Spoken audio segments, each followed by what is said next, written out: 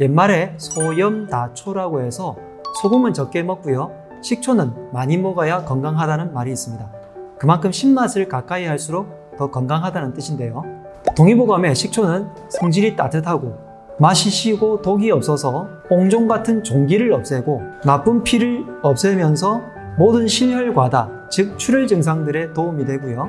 가슴 통증이나 목이 아픈 증상을 다스리면서 물고기, 육고기, 그리고 여러 가지 채소의 독들을 없앨 수 있다라고 기록이 되어 있습니다. 이런 식초가 우리 몸에서 정말 좋은 작용들을 많이 하기 때문에 저는 이 방송을 보시는 여러분들이 매일마다 소주 한 컵 분량의 식초를 한 잔에서 두 잔 정도 매일마다 드시기를 권하고 있는데요.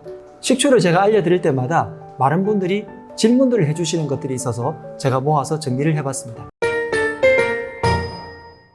첫 번째, 식초는 어떤 것을 골라야 하나요? 식초 중에서 시중에 마트에 가보면 식초가 많이 나열되어 있는데 이 식초들 중에서는 건강을 위해서 음용을 하는 식초로는 부적절한 것들이 꽤 많습니다.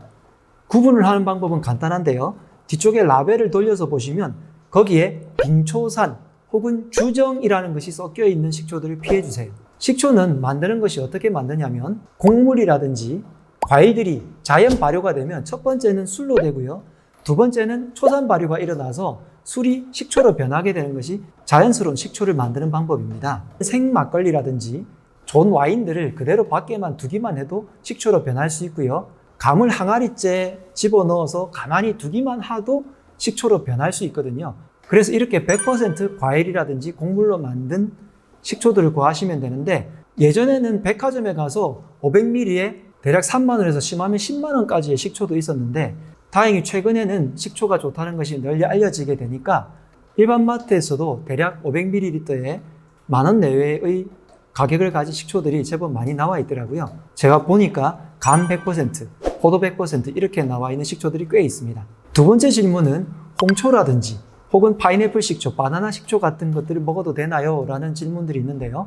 좀 전에 말씀드린 그런 식초들을 처음에 음용하기에는 굉장히 힘들죠. 특히 식초 원액을 그대로 드시면 안 되고요. 처음 시작하시는 분들은 10대 1로 희석을 하거나 5대 1 정도로 희석을 하는데 저는 꿀과 오일들, 올리브유 같은 것들을 섞어서 드시도록 권해드리는데 처음에 이런 것들이 잘 안 되시는 분들은 매실 액기스라든지 과일즙들을 함께 섞어서 먹으면 굉장히 맛도 있고 여름철 음료로는 정말 최고인 음료로 마실 수 있습니다.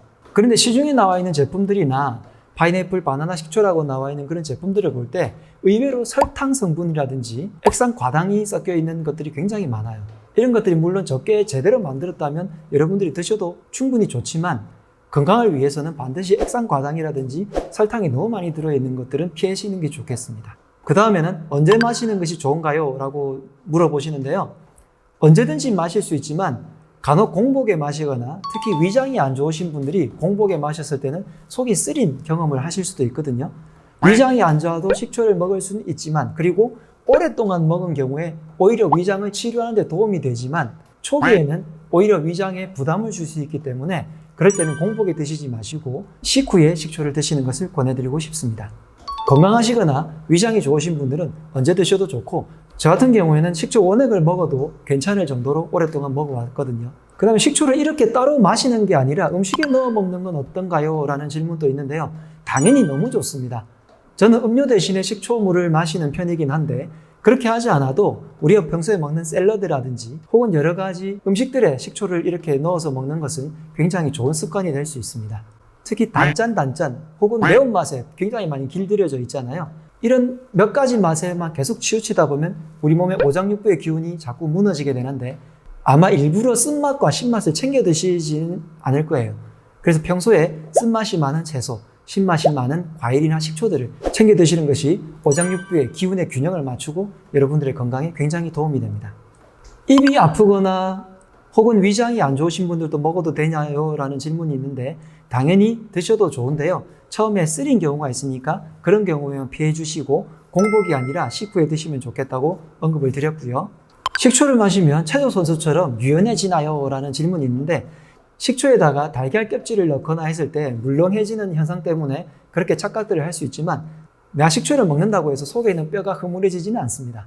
그냥 그것은 상상에 의한 속설일 뿐이니까 식초를 마시면서 건강해져서 충분히 유연성 있게 운동을 해주시면 좋을 것 같고요. 식초를 어떻게 만드는지 궁금해 하시는 분들을 위해서 전통적인 식초는 고두밥을 지어서 이렇게 술로 한 다음에 2차 발효를 시킨 식초를 만드는 명인분들도 있고요. 와인 식초나 사과 식초처럼 과일들을 이용해서 만드시는 분들도 있지만 간단하게는 와인과 막걸리 좋은 것들을 그대로 큰 통에다 넣고요. 위에다가 한지 같은 걸로만 덮어서 대략 100일 정도만 놔두게 되면, 물론 이것들을 잘못 관리하게 되면 산패해서 오히려 먹지 못하는 경우도 있지만 잘 관리를 하게 되면 식초로 잘 만들어져서 그렇게 간단하게 만드는 방법들도 있습니다. 마지막으로 식초를 가지고 자궁경부암을 진단하는 방법도 있는데요. 살균된 식초를 면봉 끝에다 묻혀서 자궁경부에다가 묻힌 다음에 빛을 비춰가지고 하얀색으로 바뀐 다음에 자궁경부암을 진단해 볼 수 있는 테스트로 알려져 있고요. 이 방법은 월스트리트 저널 같은 유수 언론에서도 알린 과학적으로 입증된 방법 중에 하나입니다. 그만큼 식초가 우리 몸에서 나타나는 나쁜 반응까지도 알아볼 수 있는 유용한 도구일 수도 있다는 점을 기억해 두시면 좋겠습니다. 매일 한두 잔의 식초만 여러분들이 꾸준하게 마시면서 음료수처럼 편안하게 내 주변에 두신다면 몸이 해독이 되면서 기운이 나면서 여러분들의 건강이 훨씬 더 좋아지게 될 겁니다. 오늘 식초 한 잔 드셔보시길 바랍니다. 지금까지 강남 허준 박용환 원장이었습니다. 건강하세요.